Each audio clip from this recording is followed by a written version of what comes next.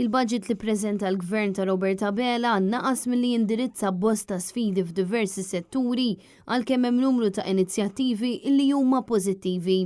Net News ħar reazzjoni tal-kap eżekuttiv tal-UHM Voice of the Workers Josef Vella fejn tkellem dwar l-aktar fatturi li laqtuh fil-budget preżentat mill-Ministru Clyde Caruana. Rġajna rajna, għal dar boħra najtjena, 93 miljon li Stewart li bħala UHM hija l-akbar daqqa, l-akbar daqqa mhux biss għax ilna snin nikkritikaw dawn il-miljuni kbar li qed imorru, imma ovvjament qegħdin f'sitwazzjoni fejn rajna budget li qed jafas iżjed fuq is-soċjal minħabba s-sitwazzjoni li għandna ta' inflazzjoni 9 euro 90 ċentesmu kollha tajjeb, immaġina kieku kellna dawk il-93 miljon u stajna qasmuhom il-poplu wkoll. Irrid ngħid ukoll li l-UHM għamlet proposta fejn tidħol il-kola fejn jidħol is-servizz pubbliku u s-settur pubbliku għal ħaddiema ġifieri taċ-ċivil u għal ħaddiema tal-entitajiet pubbliċi.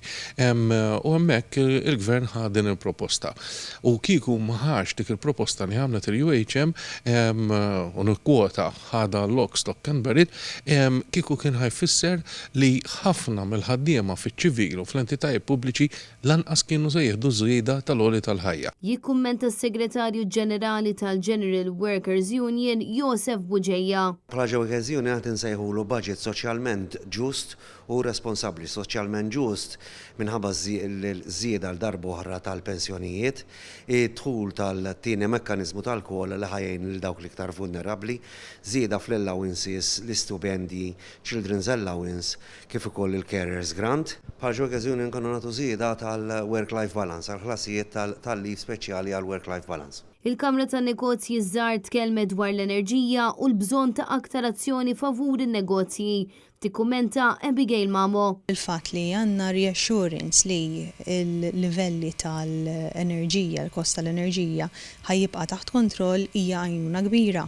Fejn konna ddiżappuntati, fejn rajna challenges kbar oħra, sfidi li bħalissa qegħdin ixxekklu ħafna lin-negozji li issemmew fil-budget mhux ma semmew, ġifieri kien hemm rikonoxximent tagħhom, però nħossu li wasalna fażi li qegħdin il-bot mir-rikonoxximent issa u rridu nibdew immedjatament naraw soluzzjonijiet. Hawnhekk irrid insemmi l-kriżi ta' riżorsi umani, in-nuqqas ta' ħaddiema li n-negozji ovvjament qed ikollhom limitazzjonijiet kbar biex jaħdmu, it-traffiku. Ma dan l-istazzjon tkellmet ukoll il-President tal-Kamra tal-Kummerċ Marisa Xwiereb. Naħseb il-Gvern qed juża r-riżorsi finanzjarji kollha li għandu biex iżomm il-prezzijiet tal-enerġija stabbli u biex iwiżen ftit il dawk li huma l-iktar affettwati bl-inflazzjoni, dawk li għandhom tul baxx. Għana bħala Kamra tal-Kummerċ nixtiequ naraw daqsxejn iktar ambizzjoni fejn tidħol is-sostenibilità, fejn tidħol l-innovazzjoni, li niżviluppaw niċċ ġodda ekonomiċi li jistgħu jgħinuna biex ikollna ekonomija li tista' tikber fit-tul. Nixtiequ naraw daqsxejn iktar viżjoni fit-tul bażikament. Ħadna wkoll il-kummenti tal-MEA, ir-reazzjoni ta' Joe Farrugia. Il-budget huwa bbażat fuq is-sitwazzjoni rigward il-gwerra tal-Ukrajina, l-inflazzjoni u l-recovery post-COVID illi matula l-gvern faq ħafna flus. Allora naħseb l-iktar aspett importanti tal-budget huwa il-fatt li l-gvern qed jissussidja l-enerġija, l-fuel u ċ-ċereali.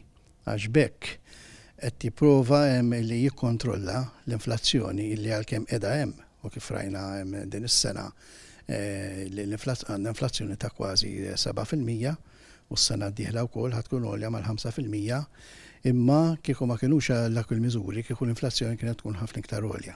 L-speech tal-Ministru iffoka ħafna fuq l-immedjat. Ifoka ħafna fuq l-immedjat probabbilment ukoll minħabba s-sitwazzjoni globali. Però irrid ikollna daqsxejn viżjoni li tħares aktar fit-tul. Fis-sens li rrid ikollna ekonomija li titrasforma ruħha, l-ekonomiji b'saħħithom dejjem jinbidlu u l-ekonomija Maltija wkoll trid tinbidel biex issir waħda li tkun iktar sostenibbli, illi tħares lejn il-kwalità tal-ħajja tan-nies u li tkun fiskalment sostenibbli. Desiree Grek, Net News.